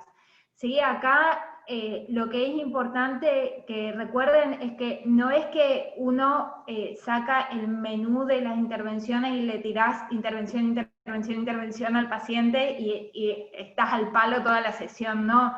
Uno trabaja, las intervenciones llevan su tiempo, tienen un ritmo, uno tiene que ir y volver, porque a veces uno quiere reestructurar cognitivamente algo, y avanzaste, y después tenés que irte a otra cosa más conductual y después volvés a la reestructuración desde otro ángulo y después te vas a tratar de trabajar la empatía para que se ponga en el lugar de la madre y pueda ver, ¿sí? Uno va viendo desde distintos lugares, pero en la cabeza va ese objetivo hacia el que estamos tratando de avanzar, ¿sí? El punto 8 es un momento, es una cuestión muy clásica de la TCC, que es la de las tareas para el hogar. Las tareas para el hogar son muy, muy necesarias y útiles porque a mí me encanta, capaz que algunos ya me habrán escuchado decirlo, pero me encanta, y ahí se los digo a todos mis pacientes también, que la vida es 24/7, son 24 horas, 7 días a la semana, así vivimos nosotros, todos vivimos de esa manera. Vamos al psicólogo 45 minutos, 50, una hora por semana. O sea, no hay forma. Eso que dicen la cura por la palabra es la mentira más grande del universo. No existe, no me curo hablando, nadie se cura hablando, por favor. Tenemos, no, ¿cómo curamos? Bueno, reestructurando cognitivamente y después saliendo y poniendo en práctica esas cosas que hablamos con el psicólogo. Porque si yo le digo al psicólogo, ay, la verdad que ahora me voy a dejar toda mi introversión y voy a ser una persona re amiguera. Y salgo a la calle y veo a una persona y salgo corriendo y me encierro, es como que, ¿para qué le dije eso al psicólogo, no? Entonces, que nosotros lo digamos no quiere decir que efectivamente estamos logrando los cambios. Claro, sería como algo así como, a mí me parece que lo que a vos te pasa es que sos sumamente introvertido y no puedes hacer amigos. Terminamos la sesión. No va a salir a ser amigos, ¿se entiende? Exactamente. Tenemos que dar herramientas y la persona tiene que ir y ponerlas en práctica, y a nadie le gusta poner en práctica algo que no te sale natural. Si vos sos tímido y no sabes hacer amigos y vas al psicólogo para desarrollar habilidades sociales, es porque no te sale fácilmente. Entonces no es que vas a tener y vas a decir, wow, súper, me dio esta tarea, hoy voy a hacer un nuevo amigo. No, señor, no es para nada fácil y tenemos que trabajar mucho con el paciente para que esa tarea que le damos la pueda poner en práctica, ¿sí? Y tenemos que ir secuenciado gradualmente para que sea exitoso para el paciente, que sea aprendizaje sin error, que lo pueda aprender y que lo pueda capitalizar y convertir en algo que forma parte de su autoeficacia. ¿Sí? Ni hablar de la práctica que se hace, digamos, dentro de la terapia, de repente me posiciono en un rol de amigo y entonces lo invito a ver a que me pueda, el roleplay, ¿no? Que me pueda, qué es lo que cómo puede comenzar a hablar, qué es lo que puedo hacer, ¿sí? Cuesta muchísimo, imagínense entonces después en el afuera, entonces digamos un trabajo, por eso se habla mucho de un trabajo activo y también de colaboración porque implica, digamos, que ambos puedan ir trabajando, ¿no es cierto? Que el mismo terapeuta también pueda activar y también a partir de ejemplos dentro de la sesión ir ayudando ir enseñando también por ahí diferentes técnicas de exposición en este caso. Totalmente. Bueno, y después tenemos los dos elementos más, que el punto 9 es la evaluación de la efectividad de las intervenciones, que no vamos a hacer un estudio estadístico a ver de qué tan efectivo fue algo, pero sí tenemos que tratar de hablar con el paciente a ver, che, ¿esto te está sirviendo? ¿Esto que estamos haciendo tiene algún tipo de sentido para vos? Estamos, así como les contaba hoy que hice con mi paciente, si vamos viendo que está siendo efectivo, se lo comentamos, le decimos, lo hablamos, le preguntamos, ¿te está gustando esto? ¿Lo estás pudiendo hacer? ¿Te está costando? ¿Qué reorganizamos? Siempre pedimos feedback, ¿sí? Respecto de cómo se siente la persona, si por ahí estamos trabajando de una manera, a mí me pasa con mis pacientes que por ahí yo soy bastante vehemente en la vida en general, y con mis pacientes soy igual, entonces hay veces que tengo que preguntar a ver si mi estilo por ahí no es un poco agresivo, pero porque simplemente soy así. Y ojo, y esto también se lo pusimos en la fichita para que después lo recuerden, nosotros pedimos feedback, pedimos que nos digan si esto está sirviendo, y si nos dicen que no está sirviendo, o que hay algo que no les está cuadrando, tenemos que bancarnos, no tenemos que decir, no, eso es porque vos no querés cambiar, no es la responsabilidad del paciente, ¿sí? Sí, o si no, no pidan feedback y hagan la gran apelarse, ¿no? Pero si van a pedir feedback, que sea genuino, que sea para efectivamente tratar de hacer las cosas para que la sesión sea mejor. Claro, por ahí uno a veces le sugiere y le dice, bueno, mira, ¿qué te parece si anotás algunas cosas que te van pasando en la semana? Y hoy por hoy te miran como diciendo en un papel, digamos, claro, olvídate, me olvido el papel, pierdo, no.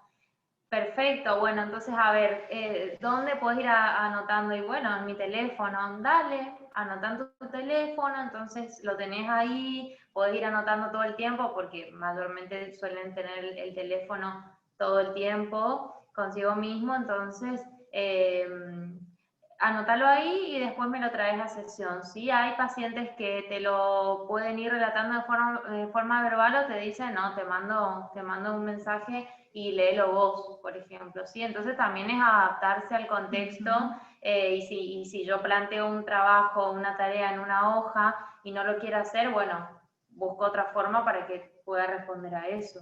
Totalmente.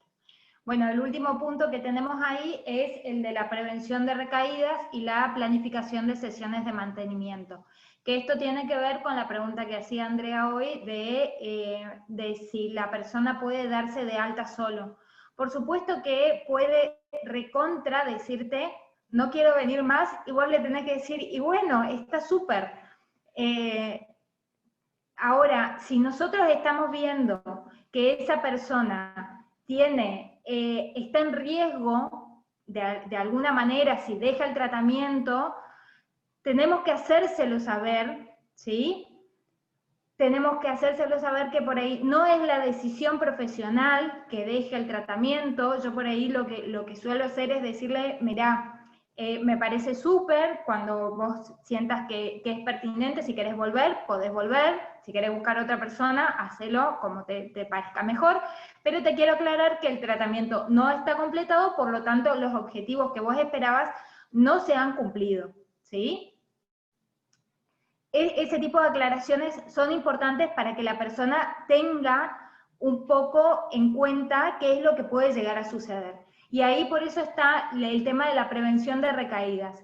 Si nosotros estamos viendo que una persona ya está mejor, podemos ir empezando a pensar el alta, cómo vamos a hacer el alta, y no podemos soltarle la mano y decirle andate y listo. Claro, a partir de hoy no venís más. Claro, tenemos que ayudarlo a pensar, a ver, estas estrategias que yo aprendí, ¿cómo las puedo poner en práctica en otras situaciones sin que tengas que venir y contarme y que yo te diga, sí, mira, la próxima que te pase eso, hace tal cosa? No, cómo la persona puede hacer para resolver esas situaciones, qué puede llegar a hacer si se encuentra en una situación de crisis, cuáles son las crisis que puede llegar a tener, ¿sí? Imagínense una persona que, no sé, un adolescente que tiene muchos conflictos con su familia, ¿sí? Y trabajamos en las sesiones, mejoró la relación con sus padres y qué sé yo. ¿Qué le decimos, bueno, mira, esto te parece bien, ya estamos más o menos, súper, bueno, vamos a hacer una sesión de cierre, le podemos decir. Bueno, en esa sesión de cierre nos sentamos a pensar cuáles serían los motivos que podrían llegar a gatillar nuevas crisis con su familia. Me quiero cambiar de carrera de la facultad. Bueno, ponele, si tenés que decirle eso, aunque no vaya a suceder, pero podemos practicarlo como para que el adolescente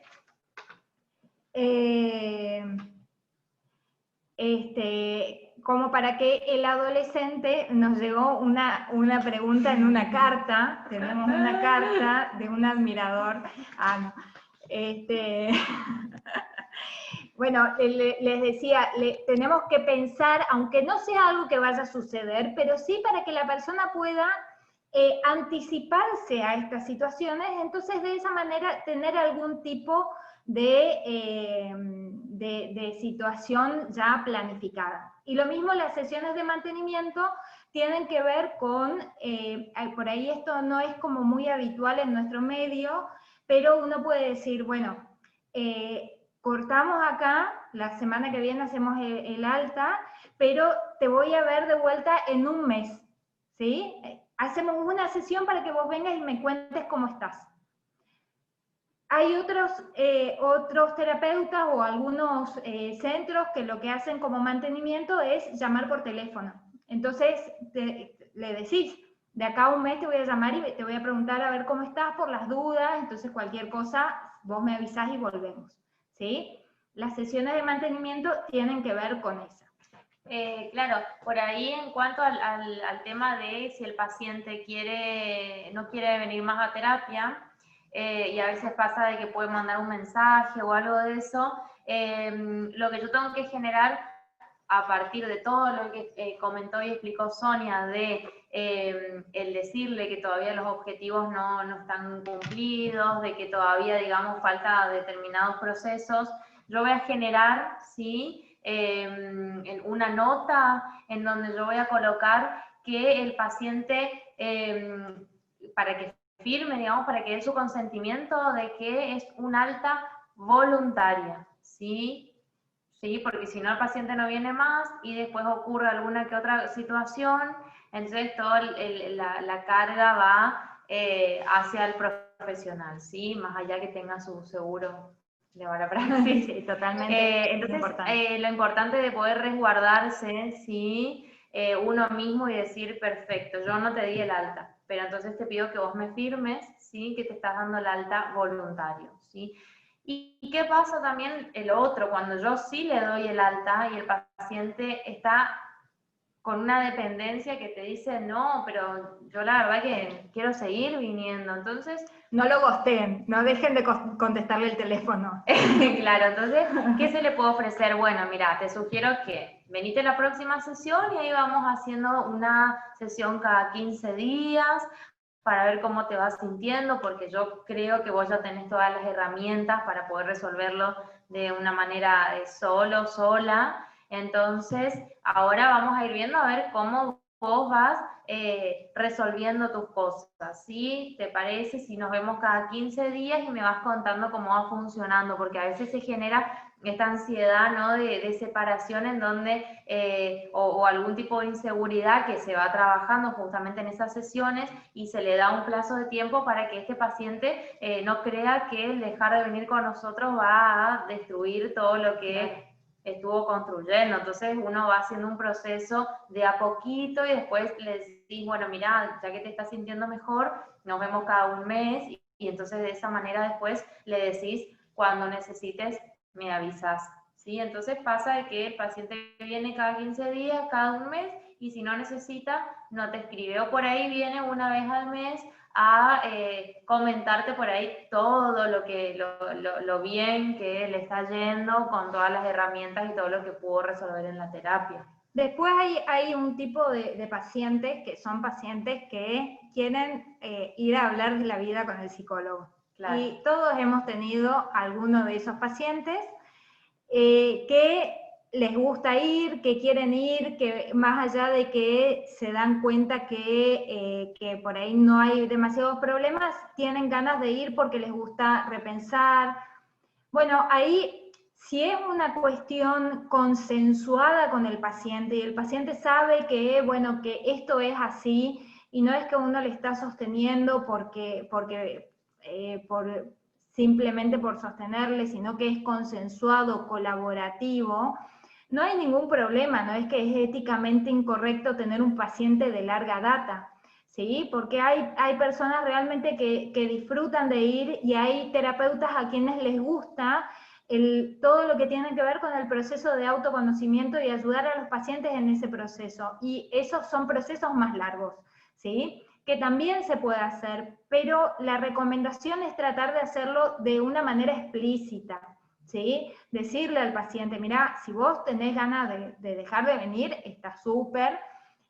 Y si querés venir, bueno, ¿sí? No hace falta que, como les decía, que les empiecen a gostear o que les cierren la puerta en la cara porque terminó el tratamiento, no. Como les dice Melanie, buscamos estrategias, si nosotros consideramos que ya está y que no hace falta continuar, bueno, y la persona te dice, no, tengo que seguir viniendo, bueno, ahí eso tenemos que tratar de ver qué es lo que está pasando, por qué esa persona no quiere dejar de venir. Porque, ojo, que si nosotros nos convertimos en el amigo del paciente, ¿sí? Por ahí no es que nosotros pensamos que es un amigo, pero muchas veces las personas no tienen otro vínculo, entonces nos convertimos en el apoyo social. Ahora, ¿le dimos la herramienta para que ellos puedan salir a la vida y desarrollar ese apoyo social en sus grupos de pares? No, no se la dimos. Entonces tenemos que tratar de apuntar a ese tipo de estrategias, ¿ok? Estamos en 5 minutos. ¿Nos quedan 5? Bueno, estamos ya muy cerquita. Sí, o vemos las preguntas. Dale. ¿Te parece? Perfecto. Bueno, ya 5, sí. Vamos a dejar de compartir la pantalla y bueno, nos quedan solo 5 minutos y después viene el ciclo de cine, que no vamos a estar nosotras, así que vamos a ir viendo preguntas, algún comentario. Antes que nada les quiero comentar que se habilitó el aula virtual en la página del campus virtual de la UCAMI. Está, ahí les digo bien, está el aula virtual que se llama Introducción a la Clínica con Adolescentes en la Terapia Cognitiva Comportamental, y para entrar la contraseña es adolescente, ¿sí?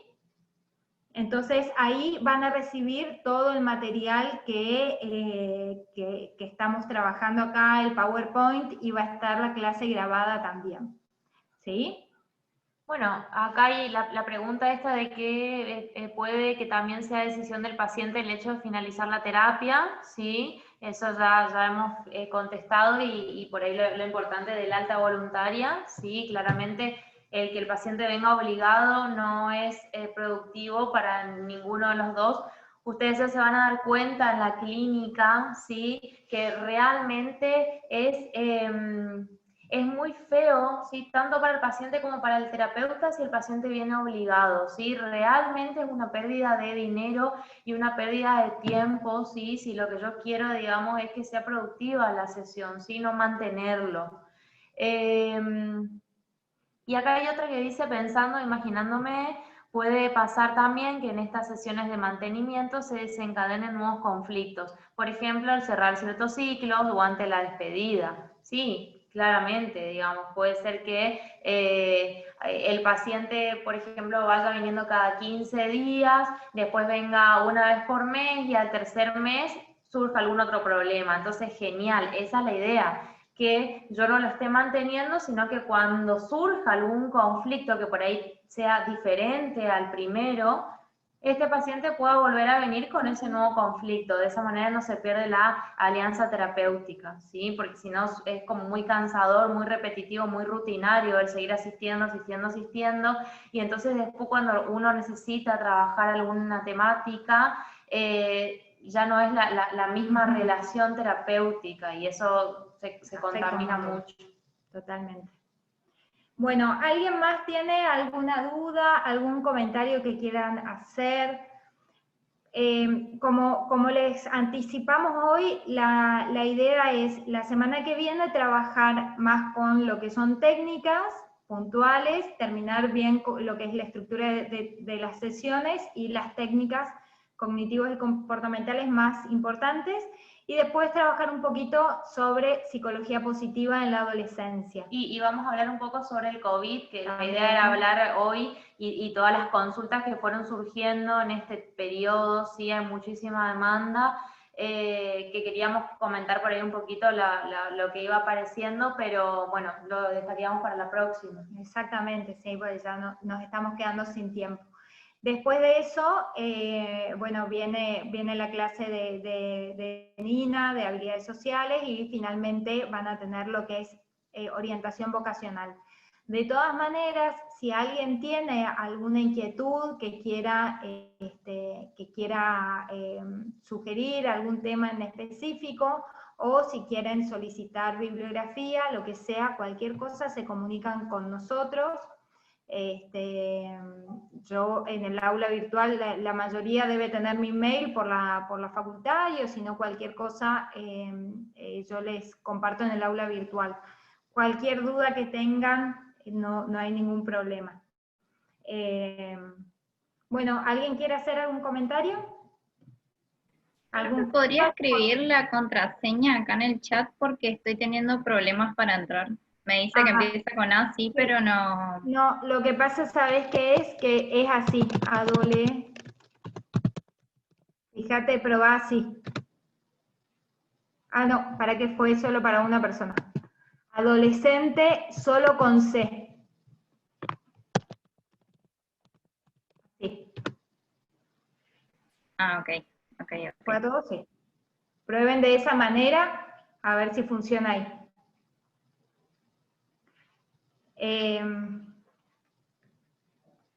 ¿Algún comentario? Ahí sí funciona. Profe, estuvo muy bueno. Sí. Muy interesante, sí, se encendió súper bien todo. Bueno, Sí, me alegro. estuvo muy bueno. Bueno, Andrea y Julieta, gracias. Profe, cuando se habla de psicoeducación, ¿se habla únicamente desde TCC o hay otras corrientes que lo hagan? Principalmente desde TCC, sí. Hay corrientes donde no se hace psicoeducación directamente, no se explican las cosas, y es más, hay algunas corrientes que consideran que uno no debería decir... a mí hace un tiempo ya me habían consultado respecto de lo que es, si es posible, fíjense la pregunta que me hicieron, si es posible hacer sugerencias a los padres acerca de la crianza de los hijos, como terapeuta, ¿no? Y yo casi me caigo de cabeza porque por supuesto que sí, uno lo puede hacer. Hay algunas corrientes que plantean esta cuestión de dejar la subjetividad, y que si uno hace comentarios y sugerencias, uno de alguna manera está invadiendo el espacio del otro. La realidad, yo no sé cómo lo vivencian ustedes, pero nosotros somos especialistas en psicología, pasamos 5 años o más formándonos. Por lo tanto, algún tipo de noción tenemos, ¿no? Más 5 años mínimo, digamos. Entonces, tenemos algún tipo de noción. Tenemos, obviamente, ¿vieron que está el dicho en casa de herrero, cuchillo de palo? No hace falta que uno sea el mejor padre del mundo para dar una sugerencia terapéutica apropiada, porque así como tampoco hace falta que uno sea la mejor persona del mundo para ser terapeuta, porque pasa por otro lugar. Uno está en su rol profesional, no sos un amigo que estás recomendando a tu amigo cómo criar a su hijo. Vos sos el terapeuta, y dentro de lo que es la psicoterapia en el desarrollo, como veíamos hoy, los procesos sociales y los espacios, los contextos donde se desarrollan las personas son súper importantes para la aparición de problemas y sintomatología. Entonces nosotros podemos intervenir de esa manera aportando distintas sugerencias basadas no en lo que a mí me parece. Yo no le voy a ir a decir, ay, ¿sabes qué? Me parece que el colecho es súper, o al contrario, lo que diría yo, la verdad que no hagas colecho, me parece cualquiera.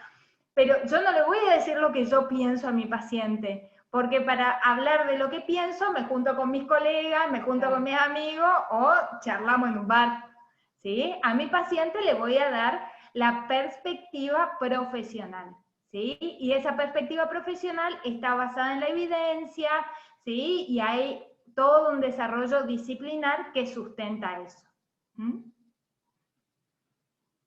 Es muy importante saberlo. Bueno, entonces si no hay ningún otro aporte más, les agradecemos muchísimo a todos por su presencia el día de hoy y los vemos el próximo viernes a las 18 horas. ¿Estamos? Gracias. El próximo Chao, viernes. chao. Chao. Chao, chao.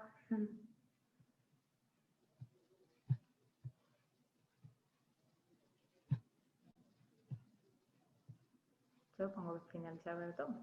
Para todo eso.